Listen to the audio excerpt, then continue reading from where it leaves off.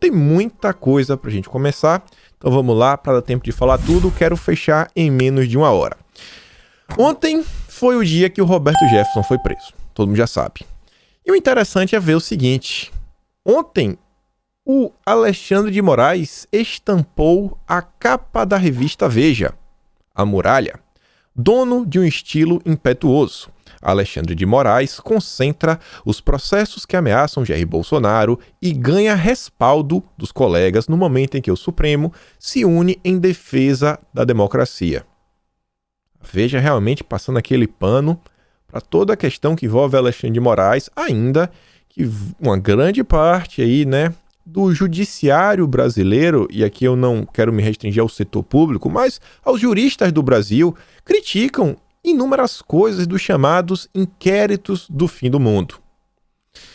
O Leonardo Coutinho, ele inclusive traz essa capa e traz outra capa da Veja, onde o Alexandre de Moraes também aparece, e ele fala o seguinte: 2 momentos do ministro Alexandre de Moraes na capa da Veja, hoje e em 2017.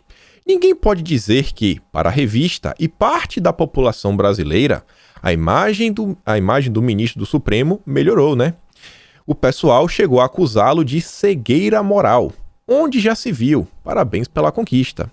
Tá sendo aqui um pouco até irônico, E você vê, é uma reportagem aqui de 22 de fevereiro de 2017. Inclusive, já se falava, febre Bolsonaro. No deserto de homens e ideias da política brasileira, até ele arrasta multidões. Bolsonaro começava a crescer na opinião pública, as pessoas começavam a falar dele. E aí traziam aqui o Temer no meio de tudo e falavam, eles não estão nem aí.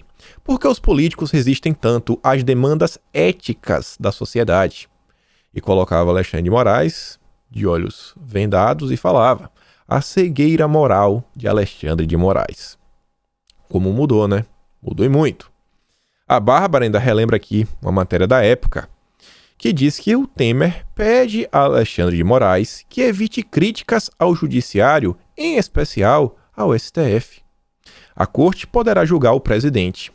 Então realmente muita coisa mudou, A Bárbara diz, e Alexandre, olha essa, direto do túnel do tempo de absurdos e longínquos 4 anos atrás. A garantia sou eu. Não, pera, citação errada. Faço o que eu digo, não faço o que eu faço. E a mídia brasileira ainda, no dia de ontem, mas não a Veja agora isto é, também se solidarizou ao Barroso e dedicou a sua capa ao nosso ilustríssimo ministro. A resposta da toga. Deixa eu ver se eu consigo ler. O STF reage de forma histórica para conter a ameaça golpista do presidente, driblando a omissão de Arthur Lira e Augusto Aras. Mas a ruptura desenhada por Bolsonaro permanece e imporá novos desafios às instituições democráticas. É Bolsonaro que causa problemas em todo o Brasil, Tá bom. E aí vejam só o seguinte, Uma primeira coisa aqui para ser analisada. A prisão de Roberto Jefferson não é a primeira, possivelmente não será a última. E cada vez mais vem assim, você vem percebendo, inclusive nas redes sociais, um discurso de conformismo, de normalização do absurdo. Porque a gente viu inúmeras coisas acontecendo e se intensificando. Isso tudo começou em 2018 ainda, Um candidato o favorito para vencer o pleito, foi esfaqueado. Começa lá e deixa lá, coitadinho do Adélio, é doidinho, não vamos quebrar o sigilo, que já foi algo absurdo. Depois foi passando 2019, inúmeros absurdos feitos aí pelo Rodrigo Maia, na época. Tivemos a CPMI das fake news, mais absurdos, nada foi feito. O ano de 2020, se a gente olhar, se a gente colocar a pandemia no meio, meu Deus, a quantidade de liberdade e absurdos que foram feitos contra o povo como um todo, mas nem vamos entrar nesse mérito. Se você olhar só as questões que envolvem o judiciário, os inquéritos, o antidemocrático das fake news, buscas e apreensões, prisões e tudo mais, 2020 foi um baita ano. E 2021, segue na mesma tomada, mais CPI, agora da pandemia, mas seguindo pelos mesmos caminhos. Agora, inclusive, olha só, Nesse mesmo momento que acontece a prisão do Roberto Jefferson, a CPI do Senado também começa a investigar as questões que envolvem CPI, as fake news. Inclusive, no dia de ontem, eu vou mostrar para vocês, a Folha de São Paulo já fez uma matéria mostrando o elo que existe entre o Instituto Força Brasil, que está envolvido com aquela corrupção da Davat, e o Roberto Jefferson.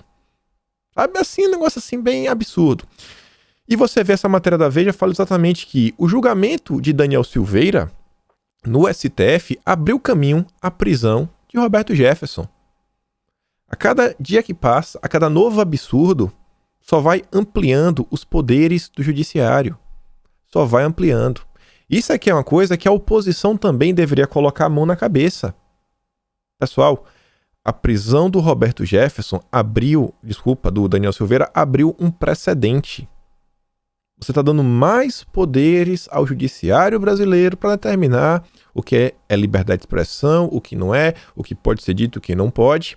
E diz que na decisão em que manda prender o ex-deputado Roberto Jefferson por ataques às instituições e ao regime democrático, o Alexandre de Moraes cita trechos do julgamento do STF que referendou a prisão de Daniel Silveira.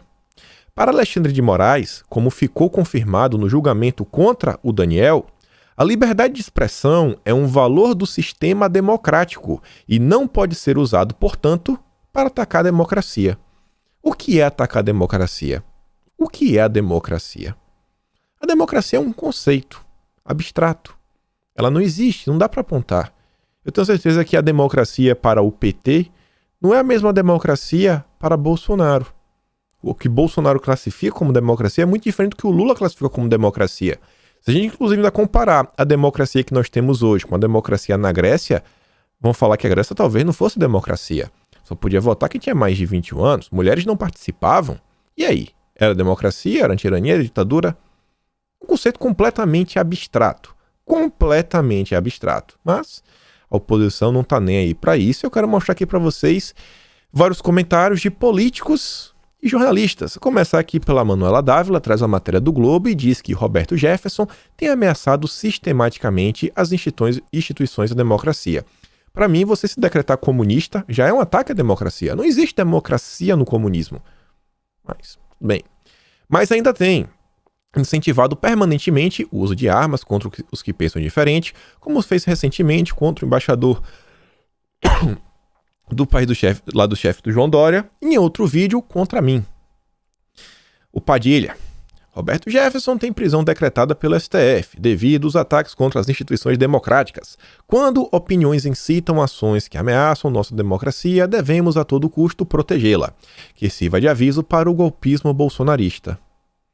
O Disseu falou que eles iriam tomar o poder, que é diferente de vencer as eleições. Tomar o poder me parece uma frase golpista, né? Muito golpista, mas o Alexandre Padilha, que é do PT, ignora prontamente. Lá vem o Arthur Duval. Roberto Jefferson voltou para onde não deveria ter saído. Lacrou, fera. Orlando Silva. Atenção, Alexandre de Moraes determinou a prisão de Roberto Jefferson no âmbito do inquérito dos atos antidemocráticos. Caso raro de incidência, Jefferson já foi preso porque corrupto e agora irá por delinquir contra as instituições. Ivan Valente diz, Caio Roberto Jefferson, um dos principais bandidos de estimação do bolsonarismo, elo corrupto entre Centrão e o fascismo.